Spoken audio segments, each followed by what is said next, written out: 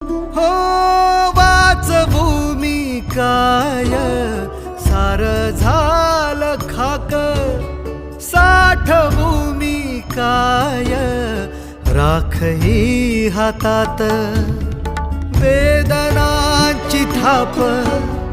आठवांचा शाप, प्रेम काहे पाप समजेना, वचना